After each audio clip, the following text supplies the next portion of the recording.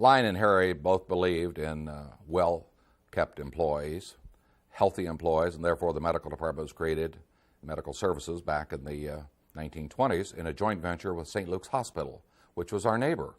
And in fact, we bought St. Luke's Hospital, tore it down when we built the office building with the clock tower. So we've had a long history of working with doctors. We employed a full-time medical director, Dr. Bruno Peters, who was on the staff of Marquette Medical School, was a teacher. And along with Mrs. Myers, who headed the nursing staff, we ran one of the most effective clinics in the United States for industrial medicine, both workers' comp-related work injuries and preventative medicine to take care of the colds and the scratches and the stomach aches. But the medical department is a very well-equipped, first-class facility and has been since the 1930s. Well, I tell you, I was running around the city to various industries because I'd had a taste of it, relieving one from a big manufacturer when she went on vacation. So my then boyfriend, later husband, stopped at Al Bradley Company. I went in and Jimmy Creekbaum was there. He was the head of the employment office. And anyway, he asked me what my background was. And I said, well, how many employees do you have? They had 600. And I said, well, you must have a nurse. And he said, no. He said, just one of the gals from the punch press department. Punch press and hands.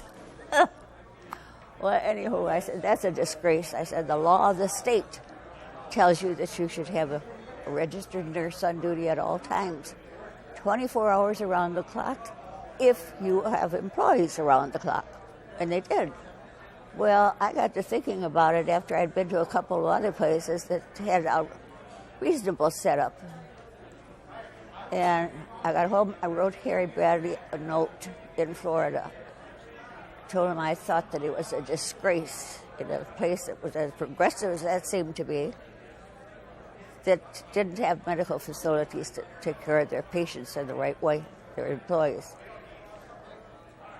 He came back, and I was in this dinky little, stinky little first aid room. First 2 weeks that I was there, all I did was clean and pitch stuff that should never have been there, because everybody would come in and help themselves, which was a catastrophe waiting to blow.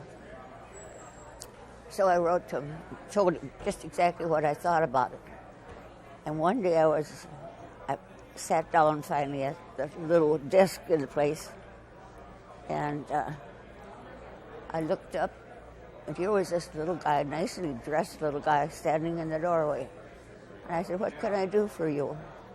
He said, well, it all depends. I said, well, who are you? And what is the matter? And then he told me. I said, oh, you're the one. I said, you ought to be ashamed of yourself, really. And we got to know each other pretty well on the first interview. He asked me what I thought he should have there. I said, you should have a little medical department because you've got potential hazards in manufacturing and you have a population, ages influencing health and social welfare. So that's how it started. And fortunately, as smart as he was, he didn't care much about reading blueprints. So I had a pretty good time with him.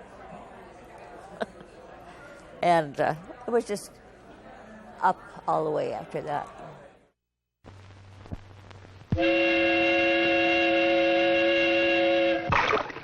Where is a foot bath part of a factory's equipment? Ever see an automatic tax computer in action? How does a gun speed the flow of commerce? Where are four-leaf clovers commoner than three-leaf? Industry on Parade, a brand new look at our America, produced each week by the National Association of Manufacturers.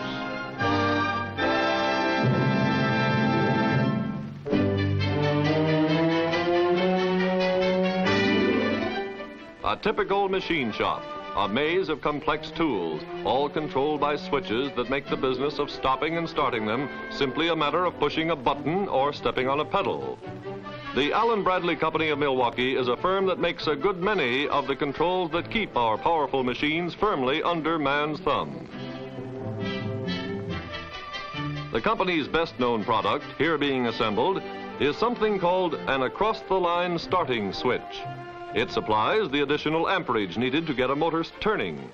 Once the motor's spinning, the starter kicks out automatically like the starter in a car.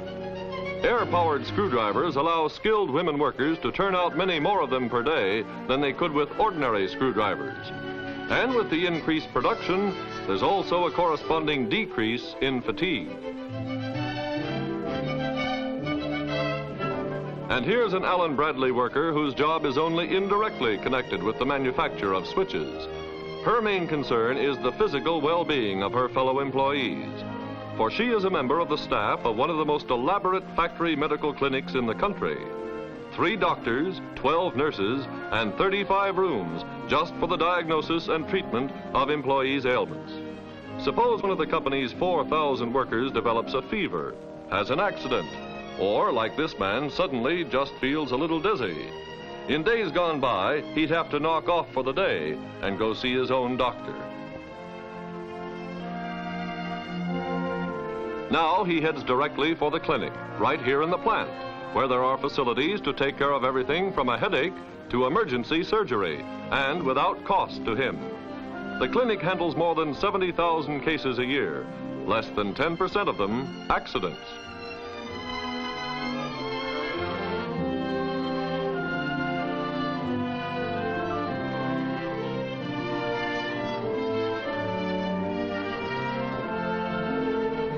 Employees get free physical examinations, so extensive they include the taking of electrocardiograms, helping reveal diseases that might otherwise become chronic or even fatal. There are special rooms for shortwave, deep heat treatments, others for administering X-ray and ultraviolet ray, for surgery, first aid, and laboratory analysis. Better facilities by far than you'll find in a great many hospitals. In its campaign for increased health and safety, industry finds the factory clinic an important weapon.